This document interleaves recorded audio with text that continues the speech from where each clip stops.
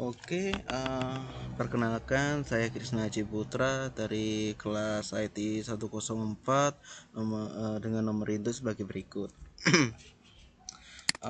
Pada video kali ini saya akan mempresentasikan hasil tugas saya. Pada video kali ini saya akan membahas digital ekonomi sesuai dengan tugas yang diberikan oleh ITC ITC literasi. Dari tugas tersebut ada beberapa petunjuk soal. Oke. Soal pertama adalah outline presentasi tentang peluang digital ekonomi Indonesia. Jelaskan potensi Indonesia terkait dengan keuntungan jumlah demografi, sumber daya alam, dan lain-lainnya. Teknologi apa saja yang diperlukan menjadi sektor utama yang perlu menjadi sektor utama prioritas, dan peran IT pendukung digital ekonomi. Oke, untuk itu saya sudah membuatkan PowerPoint dari topik tersebut.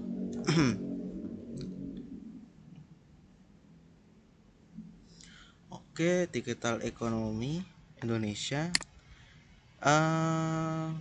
Sebelum membahas apa saja yang peluang digital ekonomi yang ada di Indonesia, kita perlu mengetahui apa pengertian digital ekonomi. Digital ekonomi adalah istilah yang menggabungkan aktivitas ekonomi yang menggunakan teknologi komputasi digital seperti internet, web, blockchain, dan blockchain. Digital ekonomi didukung oleh penyebaran teknologi informasi dan komunikasi di semua sektor bisnis untuk meningkatkan produktivitas. Sebenarnya untuk penggunaan teknologi informasi dan komunikasi dapat digunakan di semua bidang aspek industri atau apapun sebagai support sebagai pendukung akselerasi dari industrialisasi tersebut.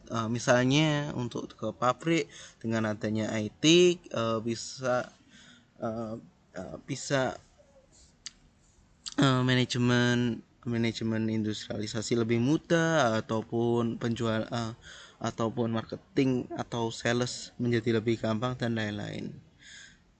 Digital ekonomi mengubah gagasan konvensional tentang bagaimana bisnis disusun, bagaimana konsumen mendapatkan barang dan jasa, dan bagaimana negara perlu menyesuaikan diri dengan tantangan regulasi baru. Terdapat 3 komponen utama dari digital ekonomi, yaitu pertama, infrastruktur digital ekonomi untuk bisnis.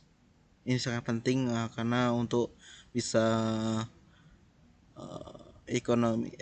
digital ekonomi dapat berkembang pesat harus adanya infrastruktur seperti data center, internet, dan lain-lain sebagainya. Bisnis, electronic business, dan e-commerce, electronic commercialization, penjualan.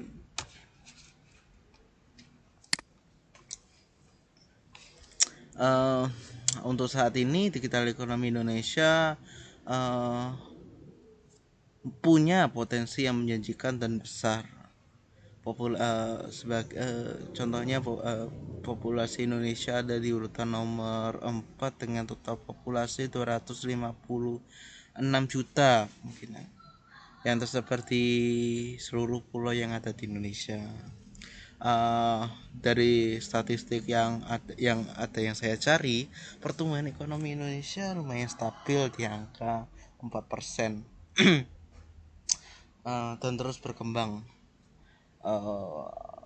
Untuk penetrasi internet di Indonesia juga lumayan besar, sekitar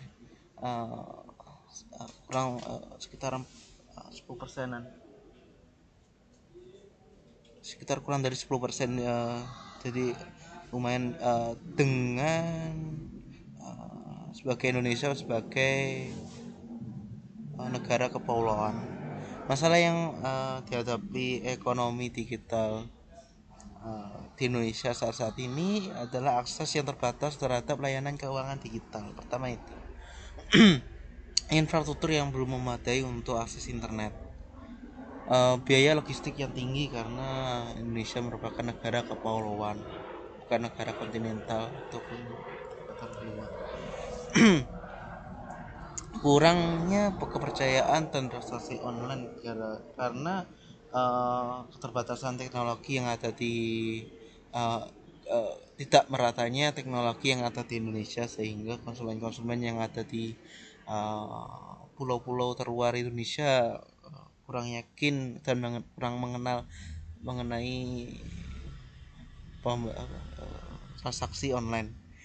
Ketimpangan digital ya bisa dilihat dari Pulau Jawa dengan teknologi infrastruktur yang lumayan lengkap, lumayan memadai, lumayan terjangkau oleh akses internet ke seluruh provinsi, sedangkan di pulau luar Indonesia, pulau Indonesia seperti Sumatera, Kalimantan, Sulawesi, Papua, Ambon dan lain-lain kurangnya akses ke internet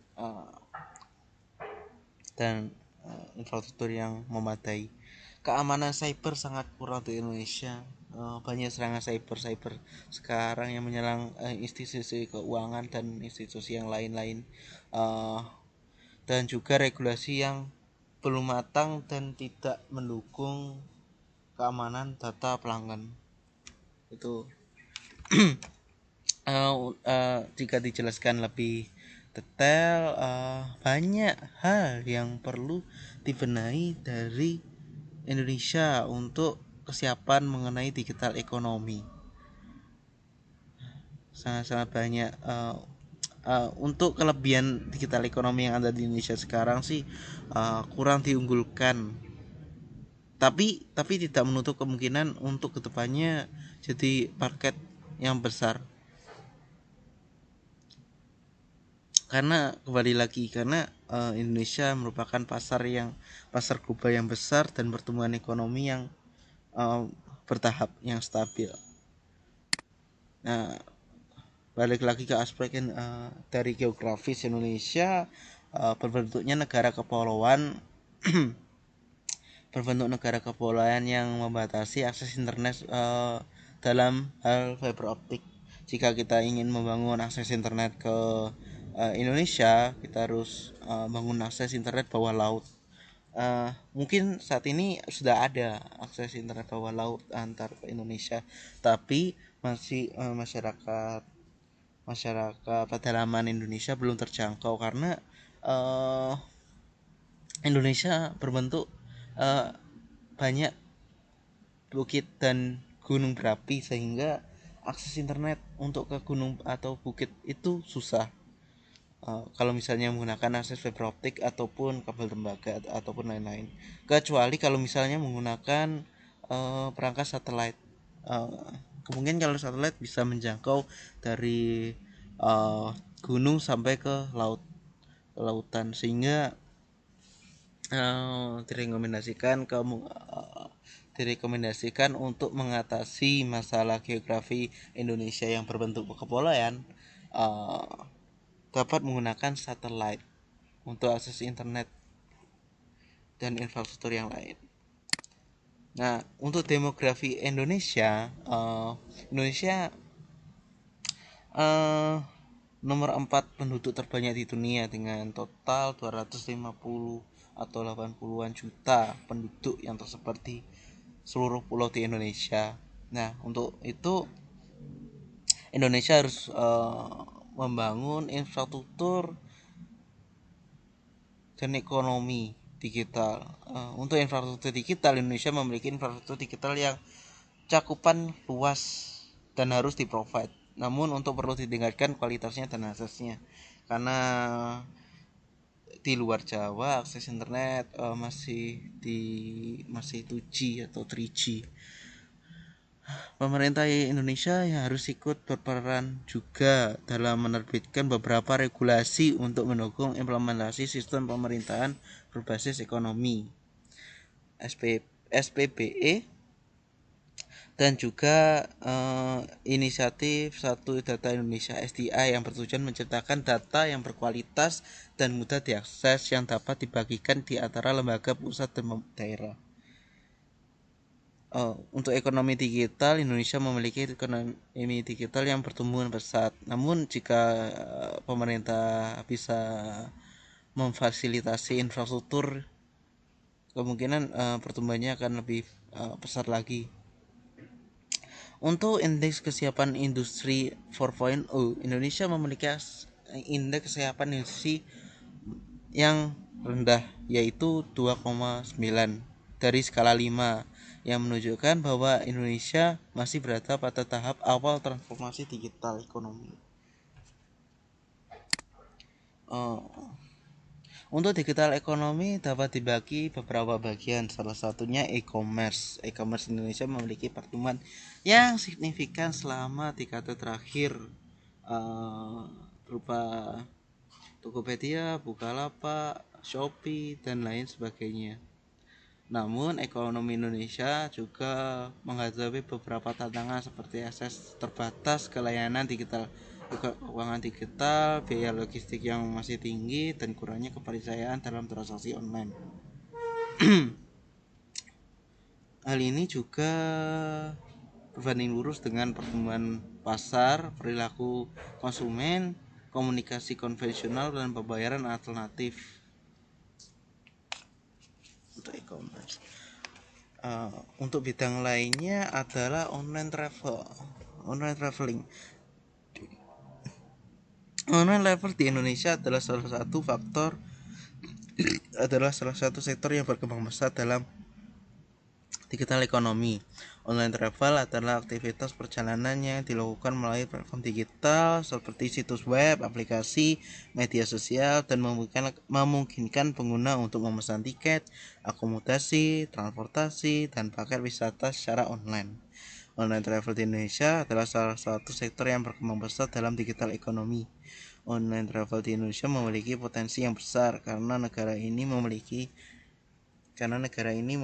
banyak destinasi wisata yang menarik populasi yang besar dan penetrasi internet yang meningkat. Online travel di Indonesia juga didukung oleh perkembangan teknologi digital dan perubahan perilaku konsumen.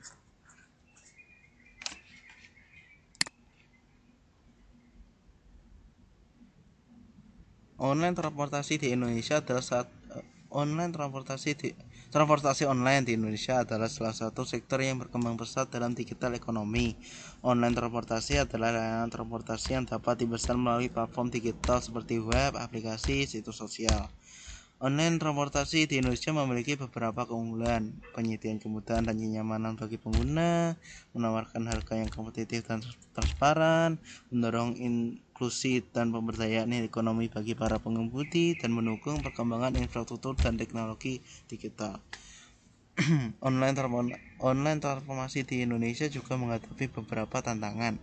Persaingan yang ketat antar platform online transportasi, regulasi yang belum matang dan tidak konsisten, keamanan dan privasi data yang dapat terancam oleh serangan cyber atau penyalahgunaan informasi oleh pihak-pihak yang tidak bertanggung jawab. Kesadaran dan tanggung jawab sosial. Selain itu, digital finansial juga perlu diperhatikan juga. Digital finansial di Indonesia adalah istilah yang mengacu pada layanan keuangan yang disediakan melalui platform digital seperti internet, web, aplikasi. Digital finansial mencakup berbagai produk layanan seperti pembayaran non-tunai, investasi, asuransi digital, pay later, transfer dana. Digital finansial memiliki beberapa manfaat: memperluas akses dan inklusi keuangan bagi masyarakat, terutama tidak memiliki rekening bank atau layanan, menyediakan kemudahan kenyamanan bagi pengguna yang dapat melakukan transaksi keuangan kapan saja, di mana saja dengan menggunakan perangkat digital, menawarkan biaya lebih rendah dan transparan yang dapat meningkatkan efisiensi dan kesejahteraan ekonomi, mendukung inovasi dan kompetisi di sektor keuangan yang dapat memicu pertumbuhan dan diversifikasi produk dan layanan keuangan.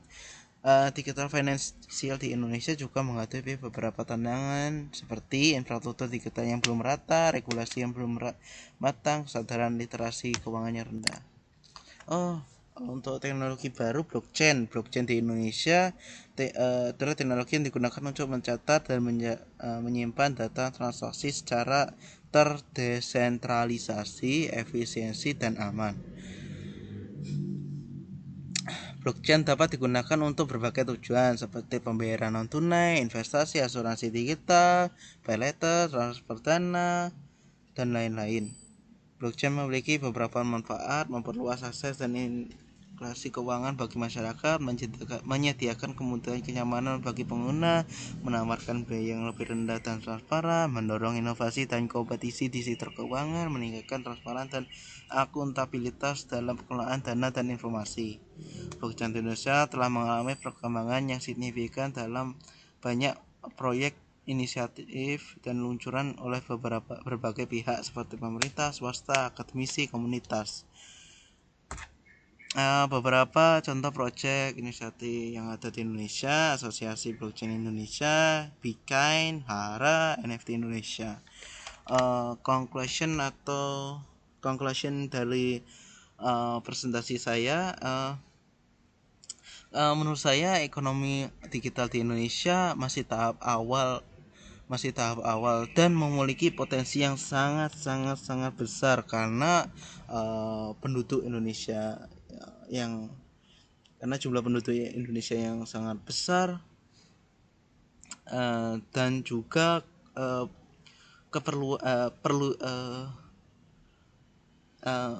perlunya servis atau layanan yang di-provide dari ekonomi digital. Nah, selain dari aspek yang saya sebutkan dari sebelumnya berupa e-commerce, online travel, transportasi online, digital financial, dan blockchain, ada beberapa aspek yang perlu dikembangkan juga untuk memenuhi aspek ekonomi digital seperti konsultan, IT konsultan, database, internet, dan lain-lainnya, sehingga